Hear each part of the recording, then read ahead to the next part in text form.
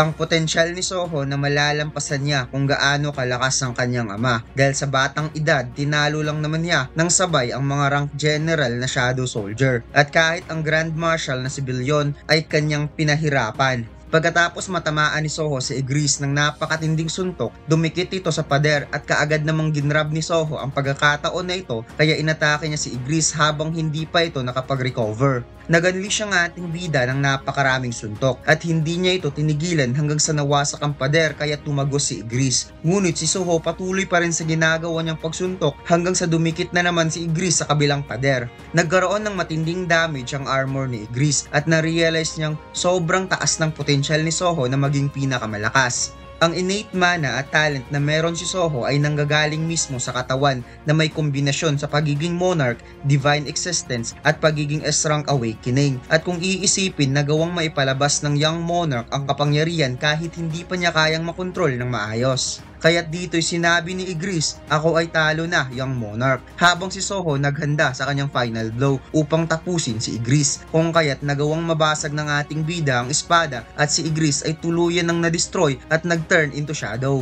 Sumigaw si Soho dahil sa kanyang pagkapanalo at nag-level up siya ng 6 na beses. Napansin niya na mayroong gate na biglang lumitaw kaya napagtanto niyang baka isa itong daan pa uwi kaya kaagad pumasok ang ating bida. Sa pagpasok ni Soho, nagulat siya sa kanyang nakita. Isang tower na punong-puno ng apoy at dito'y napansin niya ang 3-headed wolf na Cerberus, ang gatekeeper ng Demon Castle. Habang tinititigan ni Soho ang Cerberus na intimidate ito the way kung paano tinititigan ng ating bida ang kalaban. Bigla nilang naaalala si Jinwoo kung kaya umalis na lamang ang Cerberus habang pinagpapawisan. Napansin ni Soho ang malaking pintuan, kaya dito'y binuksan niya ito dahil kung hindi daw niya ito bubuksan wala namang mangyayari. Nakarating si Soho sa loob ng Demon Castle World at dito'y bumungad sa kanyang harapan ang mala-impyernong lugar at napakadaming demon monster. Ngunit in just a moment patay kaagad ang mga demon monster na kahit siya mismo ay nagulat sa sobrang dali lang patayin ng mga monster na nandito. Umabot siya sa 10th floor at isang suntok lang tapos na kaagad ang kalaban. Sa pagtungtong niya sa 20th floor, 2 kamao lang ang kanyang ginamit ngunit ganun pa rin, easy lang sa kanya ang lahat. Sa pagdating niya sa 30th floor, binilisan niya ng kaunti ngunit ganun pa rin, tag-iisang suntok lang ang kalaban. Hanggang sa umabot si Soho sa 50th floor kung saan nakalaban niya ang Vulcan Ruler, nagtataka ang ating bida bakit sobrang hina daw ng kanyang mga nakakalaban. Ang boss daw na nakalaban niya namatay kaagad in just a few hits. Kaya napatanong siya sa kanyang sarili kung sumobra ata ang kanyang pag-level up pagkatapos niyang patayin ang Black Knight Soldier. Nakarating na si Soho sa 75th floor at dito'y nakalaban niya ang Metos ngunit hindi pa rin siya nahirapan. Naisip ng nasa floor 100 kahit napakalawak ng mapa bawat floor, kahit siya hindi niya ito matakbo ng isang oras. Kaya napatanong siya sa kanyang sarili kung paano ito nagawang maklear kahit walang kasamang soldier. At ngayon nakarating na si Soho sa floor 100. Sa pagpasok ni Soho sa huling palapag, nag-expect siya ng malakas na kalaban, ngunit nakita niya ang isang babaeng demonyo na nakangiti sa kanyang pagdating. Kaagad niya itong sinugod upang hindi magsayang ng oras, kaya nagulat si Lady Isel dahil ayaw naman niyang makipaglaban. Sinabi ni Lady Isel na na-amaze siya sa mabilis na pagpunta sa huling palapag. Hindi niya inakala na matatapos ito ng ganun kadali na walang kasamang soldier. Nagpakilala siya na siya si Lady Isel, ang unang anak ng number 1 demon ng Demon Castle, ang Rades clan, at ni-welcome niya ito sa panghuling palapag. Hindi makapaniwala si Soho na ito na ang panghuling palapag at wala man lang siyang makakalaban. Kaya ipinaliwanag ni Lady Isel na mayroong Demon King noon sa huling palapag. Subalit inalis ito at ipinalit ang kanilang clan. Kinongratulate ni Lady Isel si Soho sa unang pagdating sa Demon Castle at nagawa nitong malampasan ang floor ng napakadali kaya inaanyayaan niya itong mag-celebrate dahil naghanda ng malaking piging ang kanyang ama. Subalit may napansin si Soho na mayroon na namang lumitaw. Ipinaliwanag ni Lady Isel na isa yung gate o pintuan na kaya kang dalhin sa ibang lugar. Kaya nakapag-decide si Soho na umalis ka agad at hindi siya dadalo sa malaking piging dahil hindi niya alam kung ano ang kinakain ng mga demonyo. At saka bata pa siya para uminom ng alak. Dadalo na lamang siya kapag matanda na siya. Walang nagawa si Lady Isel at hinayaan na lamang niya si Soho. At dito'y bigla siyang nainis dahil ang mga monarch daw ay never bumalik pagkatapos nitong sabihin na magkita silang muli. Naalala ni Lady Essel noong sinabi ni Jinwoo na magkita tayo muli. At umabot na lamang ng 60 years mula nung napabayaan ng Demon Castle, hindi pa rin sila muling nagkita ni Jinwoo. Sinabi ni Soho na tatandaan niya ang pangalan ni Lady Essel at sisiguraduhin niyang magkikita silang muli. Kaya napangiti na lamang ang babaeng demonyo at nag-say goodbye kay Soho. Pumasok si Soho sa gate at inaasahan niyang ito na ang exit pa uwi. Subalit parang isa na naman itong trap at dito'y bumungad na naman ang napakaraming flying ants papunta sa kanya. Kaya naisip niyang kailan matatapos ang lahat ng ito. Kaagad tinapos ni Soho ang mga flying ants. Ngunit mayroon na namang isang grupo ng mga flying ants kaya tumakbo na lamang ang ating bida. Nakapag-decide si Soho na tapusin niya ang mga ito since nakakapag-level up siya kapag nakakatalo siya ng mga monster. Kaya inubos ng ating bida ang lahat ng mga flying ants at umabot siya ng level 94. Nakita ni Soho ang isa na namang pintuan kaya pumasok siya sa loob. At napansin niya ang napakalawak na lugar at mukhang isa lang ang kanyang makakalaban. Habang lumalapit sa kanya si Bero, tumutulo ang luha ng insekto. Hindi napigilan ni Bero na mapaiyak na muli niyang makita ang Little Monarch kaya dito'y inatake niya ito habang umiiyak. Nagpalitan ang dalawa ng mga pag-atake at dito'y nakakita ng opening ang ating bida kung kaya nagawa niyang masipa si Bero paitaas. Nakakita rin ng pagkakataon na makapag-counter si Bero kay Soho, ngunit hindi niya ito itinuloy at nagulat ang ating bida kaya nagpakawala ito ng napakalakas na uppercut sa panga ni Bero. Muling inatake ni Bero ang ating bida ngunit parang may hesitation siya kaya nagawa na naman siyang masuntok sa dibdib. Napaluhod ang insekto at pinapagaling niya ang kanyang sarili kaya't dito'y muli na naman siyang sumalakay na makikitang umiiyak pa rin itong si Bero at nag-unleash ng slashing attacks ngunit madali lang itong naiwasan ni Soho.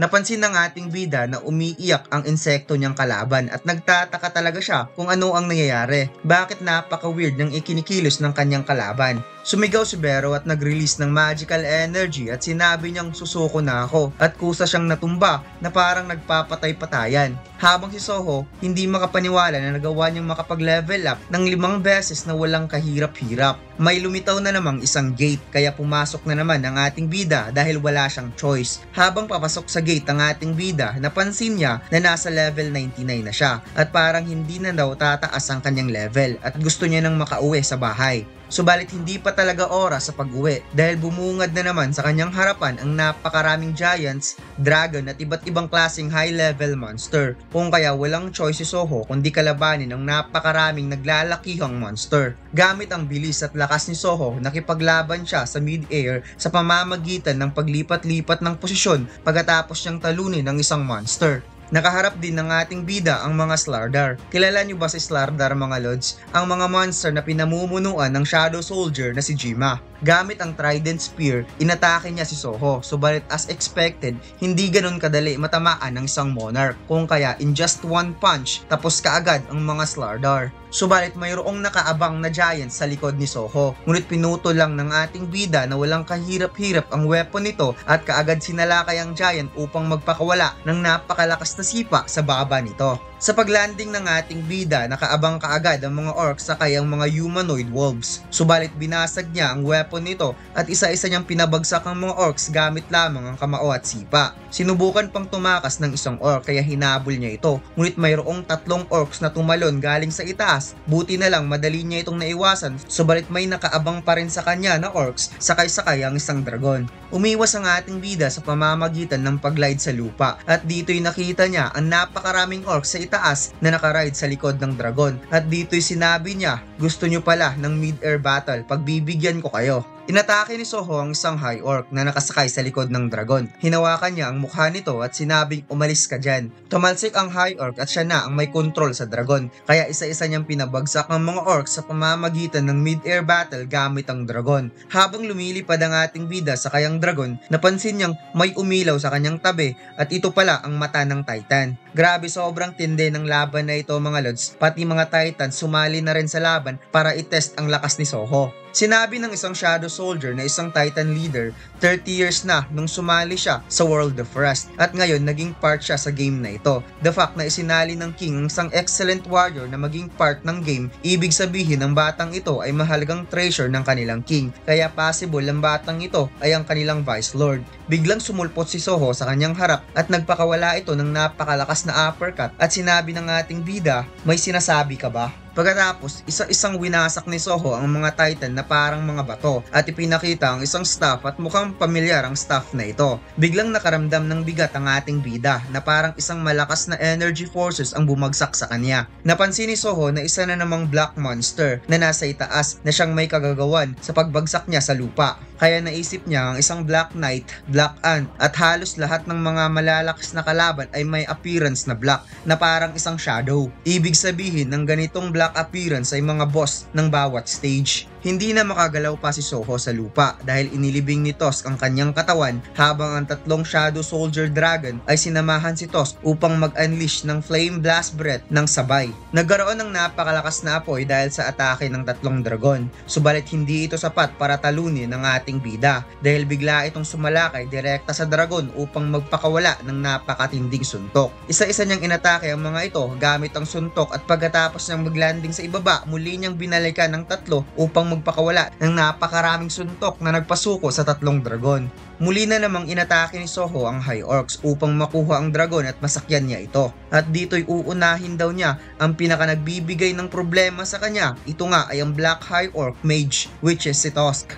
Nagulat si Soho sa kanyang nakita dahil nag-activate si Tusk ng Fireball Magic Spell na may kasamang Orb of Abaras at nagmimistulang araw ang kapangyarihan na ito sa sobrang laki. Pinakawalan ni Tusk ang Magic Spell, buti na lang naiwasan ito ni Soho at nasaksihan niya kung paano nabura ang napakalaking bundok at pagkatapos gumawa ng napakalaking pagsabog. Bumagsak ang panga ni Soho nang nakita niya kung gaano kalakas ang kapangyarihan ni Tusk at kahit si Tusk mismo hindi makapaniwala sa kanyang nakita, lumakas daw ang kanyang kapangyarihang apoy mula nung inilagay ang orb sa isang staff. Ang sumunod na eksena ay patuloy na kinakalaban ni Soho ang mga monster at ipinakitang tumatalsik ang dugo ng High Orc, basag ang mukha ng mga Titans na makikitang literal na isa-isang pinabagsak ni Soho ang mga kalaban gamit lamang ang buong pisikal na lakas nito. At dito'y pagkatapos niyang tapusin ang mga living monster na paligiran ng ating bida ng mga high-ranked Shadow Soldier at mga boss pa ang mga ito sa iba't ibang uri ng monster.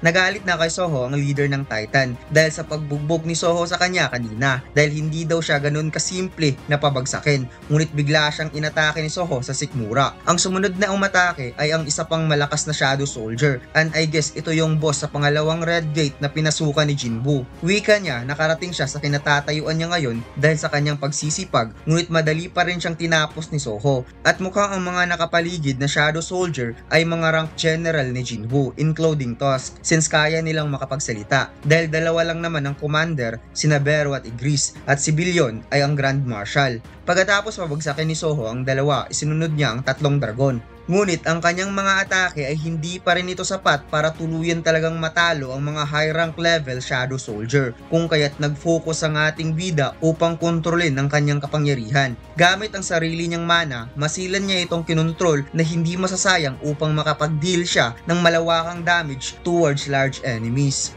At dito'y nag-unleash si Soho ng napakaraming suntok gamit ang kanyang kapangyarihan, mga suntok na hindi mabilang sa sobrang dami kaya tumama ito na parang Gatling gun towards sa mga rank general Shadow Soldier. Nag-activate si Tusk ng magic spell, ang Shield Protection, upang hindi siya matamaan ng mala machine gun na suntok at makikitang sobrang daming tumama sa kanya kaya napaatras si Tusk. Ngunit biglang napunta si Soho sa kanyang likod at parang dito na magtatapos ang laban. Kaya nawasak ang katawan ni Tusk nang tinamaan ito sa final blow ni Soho. Pagkatapos ng napakatinding laban, biglang umapaw ang napakatinding kapangyarihan ng ating bida. Although hindi daw tumaas ang kanyang stats, ngunit mas lalo siyang lumakas nang nakontrol niya ang kanyang kapangyarihan sa pamamagitan ng overtime sa pakikipaglaban. At dito'y nag-step in na ang pinakamalakas sa lahat dahil pumasok na sa battlefield ang Grand Marshal na si Billion. Naramdaman ni Soho na malakas ang bago niyang kalaban at mas malakas pa ito kumpara saan kanina. Sinabi ni Soho, alam niyang nakakapagsalita ang Black Soldier na ito, kaya mayroon siyang katanungan bago sila magsimulang maglaban. Tinanong ng ating bida kung ilan ng monster ang nakalaban niya. Wika ni Billion kung isasali niya ang monster sa Demon Castle, nasa 3,000 monster ang nagawa nitong talunin.